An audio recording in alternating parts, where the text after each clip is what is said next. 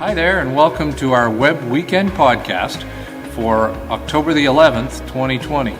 This Thanksgiving Day weekend, we look forward to having an opportunity to celebrate communion together. And so if you need to take a few minutes and assemble the elements a little bit later on in this podcast, we will be sharing in communion at that time. But it's great to be able to intersect with you here in this setting. There are a number of our folks that are connecting live in our Kingston site, where we'll also be celebrating communion together, and we look forward to that time together. We're excited about what's happening in our kids ministry and the opportunity to connect with the videos, the interactive videos that you'll find on Facebook. Those are found with links in the podcast extras, and we'll profile those again a little bit later on. As we continue in this series, Questions Jesus Asked, there are a lot of times when we have questions for God, and sometimes God has some questions for us that He'd like for us to explore as well. And so in these weeks, we're looking at several questions Jesus asked people in His earthly ministry. And maybe He's asking some of those of us even today. So let's jump in. Some of you may have heard the story of the high wire walker named Blondin, who in the mid-1800s had a display at Niagara Falls that allowed him to cross back and forth on a high rope across the falls. And he would, in his exhibitions, would oftentimes take his manager and carry him on his back and say, you know, I can get anybody across this who would choose to go. And he would take a wheelbarrow in front of him, and the crowds would cheer and be all excited about how Blondin had crossed the Niagara Falls on a tightrope.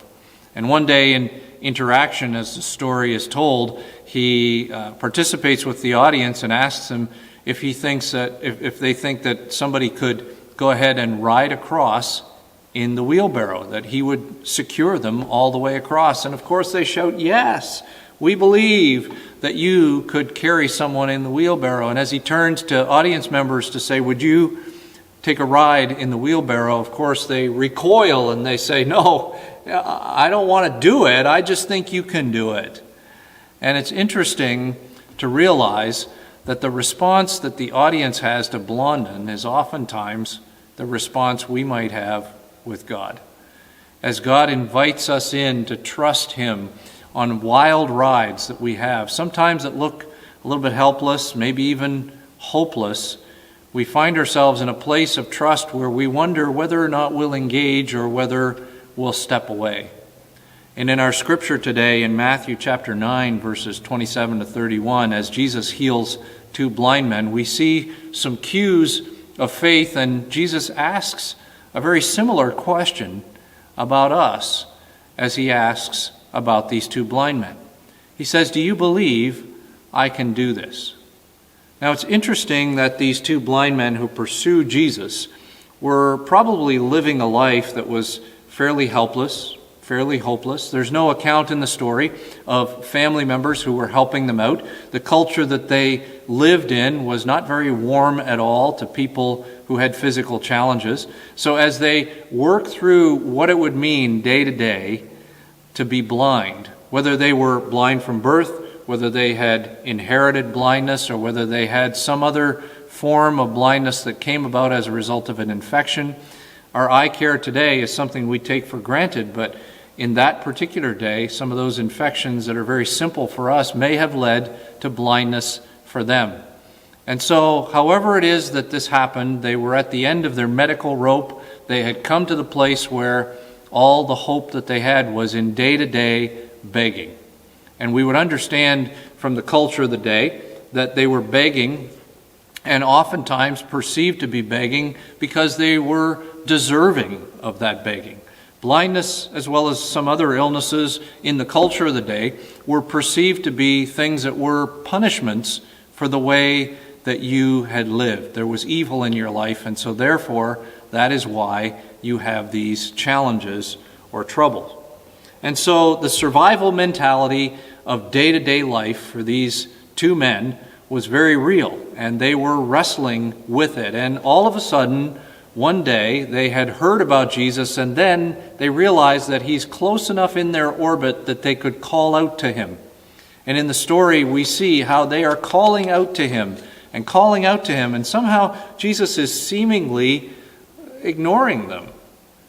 But yet we realize he's drawing them in. And so they finally catch up with Jesus in a house, and as they ask him if they could be healed, his response to them is, "Do you believe I can do this?" And in that moment, we see a variety of different things kind of unfold. We see, regardless of the fact of whether faith is big or small, it's how we respond to that question. It's not about an amount of faith, but it's a faith that responds to God. A faith that engages even when the picture is incomplete. And you could see how the picture would be incomplete for these two blind men. They had followed him all the way to this house. As I mentioned, Jesus had been elusive, checking somehow on their persistence, perhaps, but their actions demonstrated that they were answering the question even by their persistence. Yes, we believe you can do this. And they rose to the challenge of persistence, of not quitting. Because Jesus, he hadn't healed everyone who was sick. There were a number of people that were healed that came to Jesus. But there were still a number of blind people and people who had other illnesses in the country of Israel and the surrounding area, even after Jesus had been on earth. He didn't heal everyone. And so I wonder if it ran through their heads, maybe he won't heal us. Maybe we do deserve to be blind. As we see their faith engage with God, I'm sure they had some of the same questions that we do when we find ourselves in that position. I sure wish that I understood what you're doing here, God. If you've had a hopeless or a helpless or a frustrating situation that finds you in a place where you're reaching out in faith and saying, "God, I don't know what's going on here. I need your help. Please take care of this," then you've asked that question. I sure wish I knew what you were doing in the loss of this child, in this season of infertility, in these family challenges, while I wait on this diagnosis, while I wait for action on a home sale or employment, as we find ourselves in a position where things are not clear. All moments that many of us have experienced, and the next steps are incomplete. We're waiting to see what might be next. Will we engage with God? Now, that's not just saying, "God, will you fix this?" It's saying, "God, I trust you, and help me to allow my mind to be disciplined, to not turn every moment into a catastrophe. And I really long to leave this with you and not badger, but to be persistent and find the place of persistence in my conversations with you." Jesus' question causes us to ask, "Do you believe I can do this?"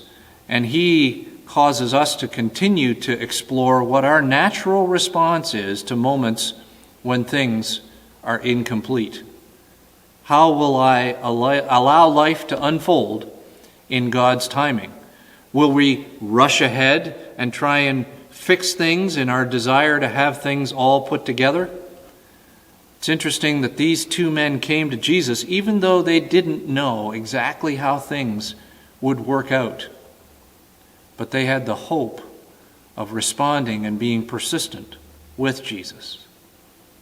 We also see that there is a faith that trusts even when life doesn't make sense. Now, there's part of life that may have made sense for these men based on the teaching in their culture, which we already mentioned. There was a reality that said, you're blind and you deserve to be blind. And so you don't deserve anything better than the blindness that you now have. So there's part of them that could wonder if things would ever change. Would it ever make sense for them to be set right, for their eyes to be opened again? The mess in their family, the mess in their situation, blindness and illness in general were perceived as a scourge. And so it's interesting that Jesus had debunked this in John chapter 9 when there was an exchange with another blind man. Why is it that this man is blind? Was it his problem? Was it his family's issue? And Jesus says to them, it's not because of any of those things. It's so that the power of God can be displayed in him and that the name of God will be lifted up through him. I don't know if you've ever been trying to plan a surprise party. And if you've planned a surprise party, depending on who you're trying to surprise, they may have a significantly higher amount of curiosity than some others that you may have planned a surprise party for. And those with a significantly high amount of curiosity and then a significant amount of desire to solve mysteries, they sometimes are very challenging to surprise, aren't they? Because you will give them an answer that is maybe purposely elusive so that it doesn't betray the surprise, and yet they start to mine below the surface and they're digging, and all of a sudden you find them in a place where they're seeking to gold mine some of the truths that you really want to hold back from them so that you can continue to allow the party to be a surprise. And what you want to say to them is, just wait. It'll be clear soon enough. Please don't ask any more questions right now. You know, we can find ourselves a little bit like that in our connection with God sometimes too, can't we? You know, what are you up to, God? Can you tell me now, please? Hurry up. I'd really like to know what you're doing. Trying to figure out what God's doing, you know, can create pressure to find a credible answer. And sometimes we end up making some of those up, and they may not all be true, and they may be sometimes more hurtful than they are helpful. Oftentimes, as a young pastor, I was asked questions like, why would God allow, and then they'd fill in some kind of a blank. And there was a significant pressure to say, well, here's why God would allow that to happen. And in the same way, these blind men had been given a similar answer. Oftentimes, in the midst of that moment, there are things that we say that kind of sound a little bit like a pat answer, or sometimes they feel like they're a little bit glib. I think God does that because, and we fill in the blank with what we think could be helpful, and our best intentions are that it would be something that would encourage, but ultimately doesn't necessarily shed the kind of light that is helpful to understand that there are moments when we can't connect all the dots. And Jesus' question causes us to ask ourselves, what is it that we end up doing? What's our natural response to those moments where we can't connect all the dots? Do we try and just make something up? Do we try and kind of pursue God in a badgering kind of a way? Or are we satisfied that we can give God time and space to fill in some of those lines himself? I'm sure that these two blind men would have loved to have been healed a lot earlier than when they were, but ultimately, did God need to fill in those blanks in the midst of this time? They came to Jesus even though everything in their culture seemed to indicate that they really didn't deserve anything different. They couldn't connect all the dots, but they pursued what God was maybe leading them to continue to discover. It's also interesting to me that there is a faith in this passage that rests even when life leans toward panic. Now, these two guys have a shot at being able to see. Jesus has come into their orbit, and they are really trying to get his attention. They want him to understand that they are on the radar, and they are looking for him to heal them. Now, it's interesting, and there are some cues that are mentioned here as to what they actually say to Jesus, which give us an indication that they understand something about him that we could overlook or miss in just a casual reading. Because we're so comfortable with the fact that Jesus is the Messiah, the fact that they identify him in verse 27 as the Son of David, and in verse 28 as Lord in the midst of this situation, maybe passes over our view, but this was not a common view of Jesus at this point. Jesus was continuing to increase in his fame in the area, but there were still questions about whether he was a prophet, whether he was exactly who he says he was, a Messiah. And if the Pharisees had been around, this would certainly have been taboo to consider Jesus the Messiah. But they engage him at the level of understanding that say, we acknowledge your authority over all life and timing. That's pretty interesting to be just kind of tucked in there in their acknowledgement of who Jesus really was. They pursued him, and he let them pursue him. They followed him and demonstrated their desire, their intent to continue to allow him to be Lord. And we struggle with that tension in our lives, that tension between pursuing God and resting, and not finding ourselves in a place of panic. You know, when we find ourselves in that place of panic, there's usually two responses. No matter what the situation is, it's usually fight or flight. And we can do that even in our faith. We find ourselves in a fight reflex where we're trying to just get busy, or we're badgering God and saying, God, here's the list of things that you need to do, and you're not moving fast enough. Or we can find ourselves recoiling and maybe even manipulating some things. Maybe we kind of default toward gossip or whining. Whatever the case may be, all of those are about seeming to try and recapture some semblance of control in a situation that seems like it's out of our control. Ultimately, we also may respond with the reflex of flight, which oftentimes looks like us just kind of resting and putting our feet up and saying, okay, God's got this and there's nothing that I can do about it. There's no responsibility I have to engage. And so therefore, I'm just going to sit back and wait for him to act. And if he doesn't act, then it must not have been meant to be.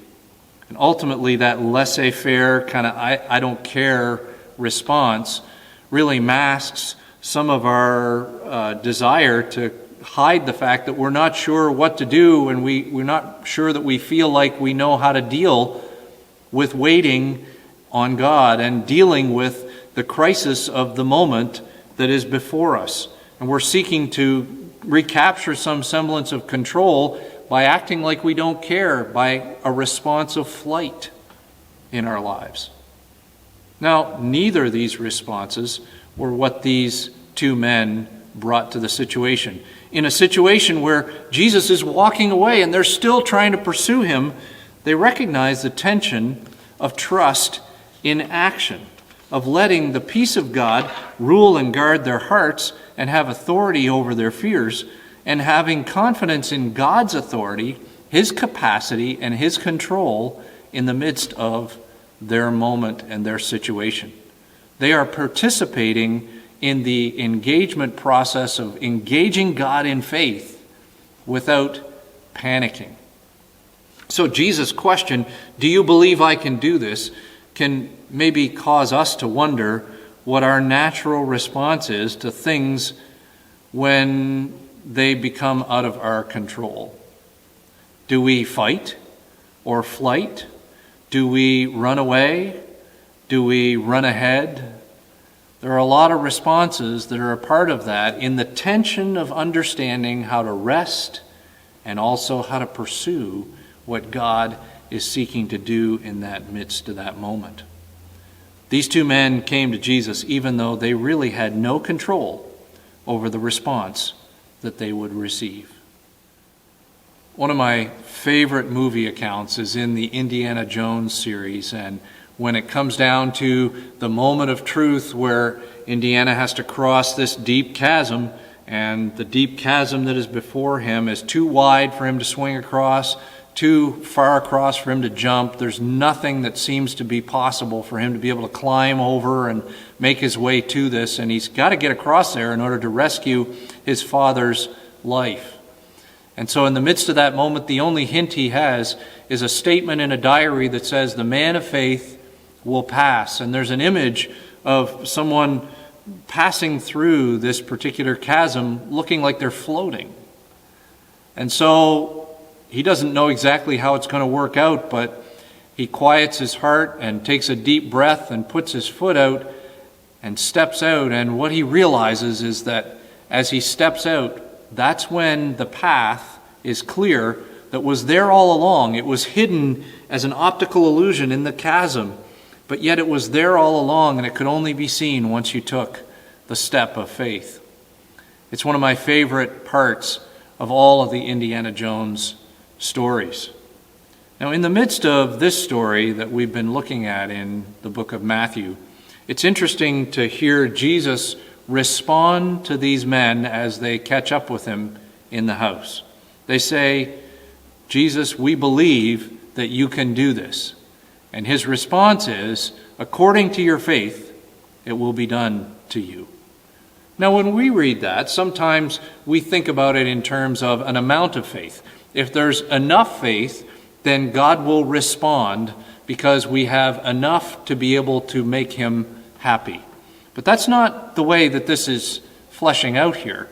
These two men are hearing from Jesus that he is acting in response to their faith in action. That the step that they had taken to pursue him, to follow through, even though he was walking away from them, gave him an opportunity to be able to engage with them, to see that their faith was real and that their trust didn't just have a cognitive or a mental capacity, it had an action piece to it as well, that they were following through with the way that they responded. A faith that went beyond mental affirmation and intellect, saying, "Yes, I believe you can, and I am following you and trusting you as the authority of timing and the authority of life to be able to heal me now." A faith that acknowledges that there are engagement moments even when the picture is incomplete. A faith that trusts even when life doesn't make sense. A faith that rests when most of life seems to lean toward panic. And Jesus, as he's preparing to heal, he's continuing to teach, because this question is one that we circle back to later on. The disciples shared it with us, and Matthew gives it to us here. And all the richness of this moment confronts our approach to life and recognizes that the question encourages us to allow our hearts to be quiet before God in the midst of panic, to stop the rushing around, to allow a question like this to help restore trust, a question that keeps us engaged, a question that when we ask it and we allow Jesus to ask it of us, "Do you believe I can do this?" continues to center us on a response of trust in action. As we consider allowing Jesus to answer that question, though, we find ourselves in a place where life can be extremely overwhelming. And our response to life becomes, will I get in the wheelbarrow and take the ride? The next few moments we're going to celebrate communion together. And communion is a very important part of our faith, and as we recognize the role that communion plays in giving us a time to consider our faith, to consider how God is at work in us and how he's continuing to redeem our lives through his body and blood each day, then we recognize our need of him. And in this physical act, it gives us an opportunity to acknowledge that together. So in the next few minutes as we partake in communion, if you need a moment to go ahead and grab the elements that are there at your home, then feel free to do that. But as we share together in communion, we recognize that on the night that Jesus was betrayed, he took bread and he broke it. And when he broke it, he said to the disciples, "This bread now represents my body, which is broken for you. And when you eat it, in moments like this, I want you to remember how I am investing my body continually in developing you. Let's eat together.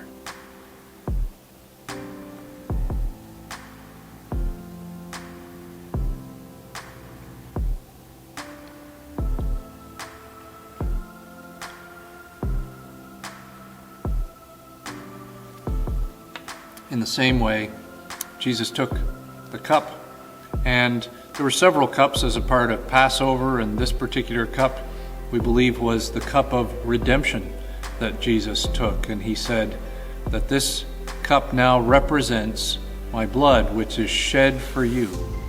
And on the cross, over the next few hours, his blood was shed to cleanse us from our sin. And so we recognize, as we drink this juice and recognize that God is reminding us of his cleansing in our lives, that he is continuing to work in us. Let's drink together.